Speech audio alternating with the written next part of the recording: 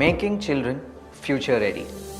That is what the purpose and the passion of organization Do It Yourself Academy, DIYA.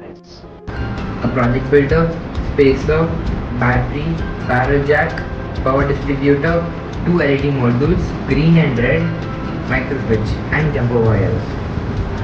If the microswitch, the red LED module acts as the green LED module because the circuit of the green LED module is open right now and the circuit of the red LED module is closed.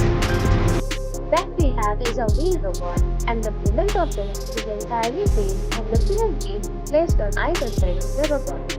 It has an ultrasonic sensor fit to it, which acts as an eye in the robot, helping it to detect any obstacle on its way and stop on move without any disturbance. This you see is a biped robot called the Auto. This robot is designed and 3D printed entirely by us here in India, and inside it is a lot of sensors helping it to display text and detect obstacles and a lot more other interesting things to explore. Here in this panel, we're going to control our drone.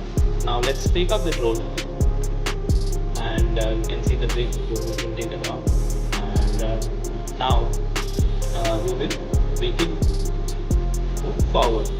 So by making it move forward, it's going to move here. The drone is working according or is being controlled using this control panel according to our commands.